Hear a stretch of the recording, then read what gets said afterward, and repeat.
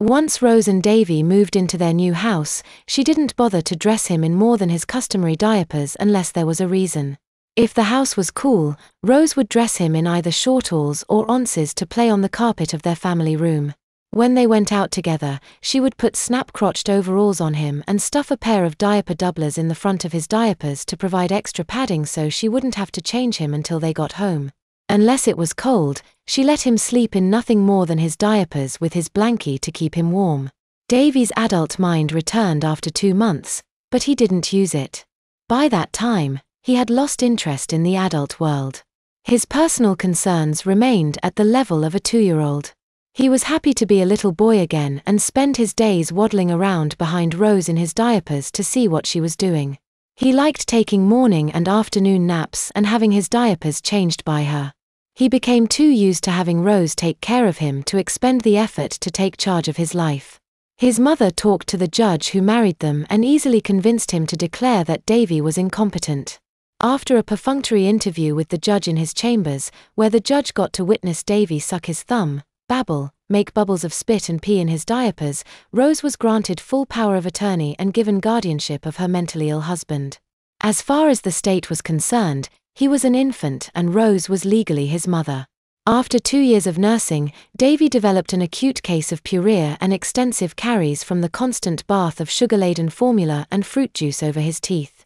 After Rose took him to a female dentist, Rose was told by the dentist that he had to have all his teeth extracted.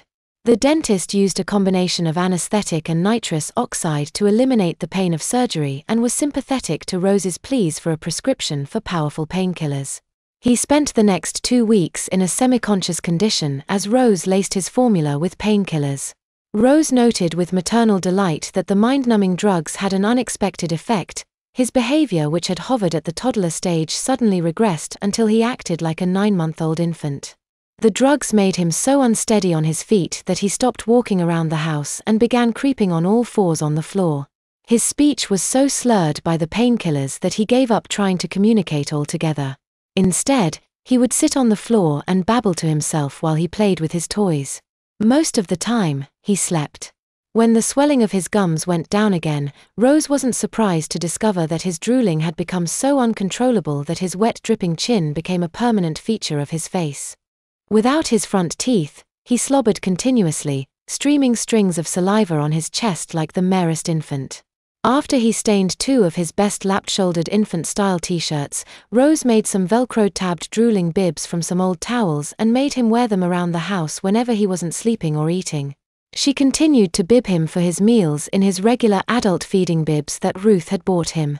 Since he had no teeth to cut and grind his food, Rose changed the type of baby food she fed him.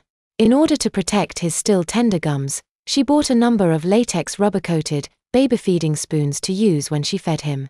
Once the change in routine was made, Rose began spoon-feeding him the finely pured first stages baby food in tiny spoonfuls until the jar of food was empty.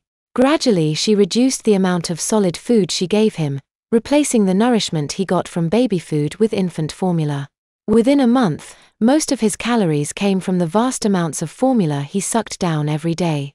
Davy spent the rest of his life playing with building blocks and toy construction equipment at Rose's feet while she knitted and watched TV.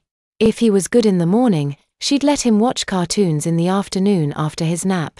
She bought a DVD of big construction equipment for him to watch for his 20th birthday, and he watched it over and over, clapping and bubbling in glee at the huge machines as they went about their business. It was fortunate that videotape had been replaced in the late 90s with DVD technology. He'd have worn out a videotape in no time. DVD discs had an estimated service life of 100 years of normal use. Davy would use every minute of his disc's life before it had to be replaced.